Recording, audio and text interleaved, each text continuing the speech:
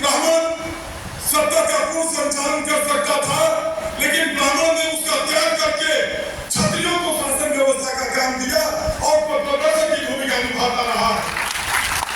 आज हमको आपको आज आप देख लीजिए समाज में किस तरीके से आज हमारे बच्चे, आज हमारी मेधावी देश विदेशों में जाकर के अपनी प्रतिभा का लोहा बनवा रहे हैं।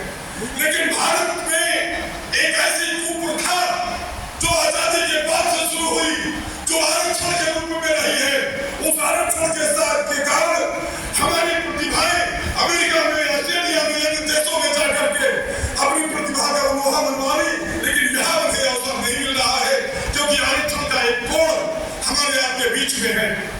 तो इसलिए मैं आप सब लोगों से कहना चाहता हूं कि हम जहां भी हैं, हमें इस बात का फख्र है कि अगर हम चपरासी भी अगर किसी कॉलेज में, किसी विभाग में हैं, तो हम पहचाने जाते हैं। ये हमारा अपना गौरव है। हम इसके बल पर अपने आप को पहचान बनाते हैं और ये पहचान प्यारे बच्चों आपको भी बनाना है। आप लोगों को सबसे पहला मैं संकल्प कराना चाहूंगा कि आप लोग नशा नहीं करोगे।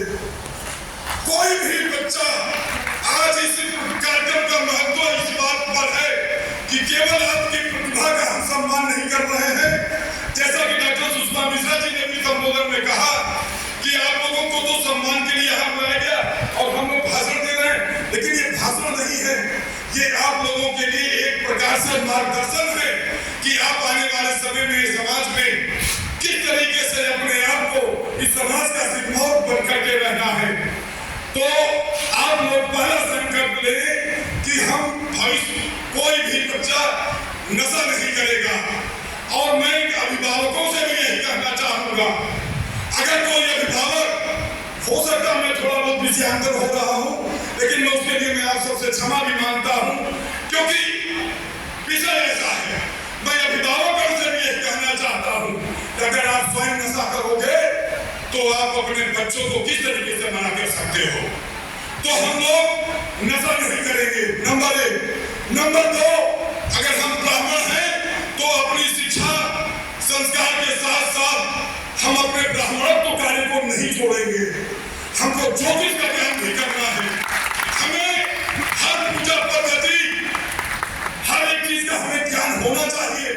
आप पत्रा दे करके ज्ञान रखिए कि पूर्णिमा कब है, एकादशी कब है, ये आपको आना चाहिए। लोग बाग आपसे पूछते हैं कि पंडित जी एकादशी कब है, पूर्णिमा कब है, फला त्योहार कब है। तो ये ज्ञान भी बच्चों, मैं बच्चों से बात कर रहा हूँ, अपने से छोटे लोगों से भी मैं यह बात कर रहा हूँ कि ये ज्ञान बच्चों आप लोग जरूर रखना, क्योंकि ये हमारा पैतृक कार्य है। हमें समाज का पथ प्रदर्शक बनने की भूमिका में एक अच्छा सलाहकार, समाज को दिशा देने की भूमिका भी निभाना है और इस नाते हम सदा इस तरह से ही समाज के सिरमौर बन करके रहेंगे। अब मैं थोड़ी सी बात एक मुद्दे के ऊपर आप सबसे करना चाहता हूँ, जिसके ऊपर हम सब लोग एक बड़ी लड़ाई लड़ने की ओर अग्रसर हो रहे हैं और वो मुद्दा है जनसंख्या नियंत्रण कानून। आज हम लोग को, हम दो हमारे दो की बात मान रहे हैं, लेकिन इस समाज का एक वर्ग ऐसा भी है जो हम दो हमारे दो नहीं, वो कहता है हम दो हमारे गिन दो।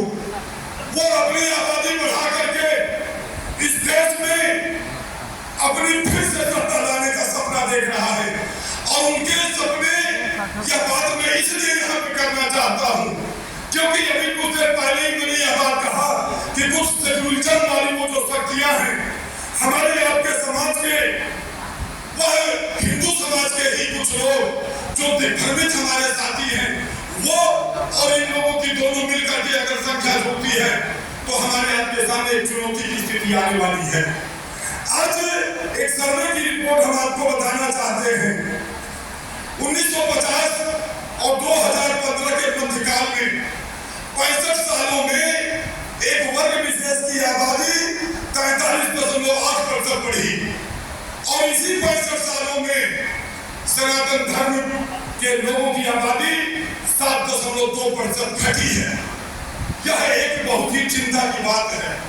इसलिए हम लोग आदरणीय देवेंद्र शुक्ल जी और एक जनसंख्या नियंत्रण आंदोलन संघर्ष समिति के माध्यम से हम लोग एक मुद्दे के ऊपर लड़ाई लड़ रहे हैं, जो लड़ाई काफी आगे जा भी चुकी है, लेकिन उसमें काफी संघर्ष है। जनसंख्या नियंत्रण आंदोलन की लड़ाई लड़ी जा रही है।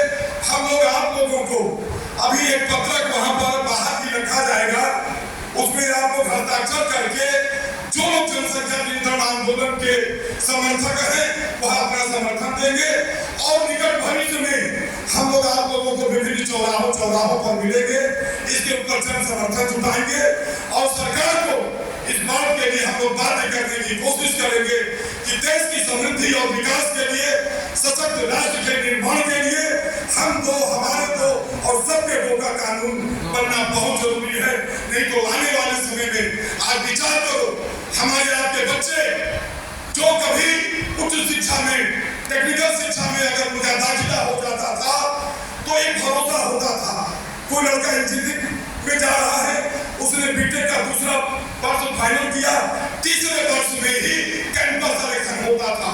लेकिन आज 10-10 साल से बच्चे उच्च शिक्षा की डिग्री लेकर के विभिन्न कंपनियों में सीवी लगा रहे हैं, लेकिन उनको नौकरी नहीं मिल रही है। क्यों नहीं मिल रही है? क्योंकि आबादी इतनी अधिक बढ़ चुकी है, प्रतिस्पर्धा इतनी आगे आ चुकी है। तो मैं आप सबको से अनुरोध करूंगा कि भविष्य में जनसंख्या नियंत्रण आंदोलन के संदर्भ में जहां कहीं भी हम लोग आप लोगों का आह्वान करें, वहां पहुंच करके अपना समर्थन दीजिएगा, क्योंकि आप लोग इस बात को जानते हैं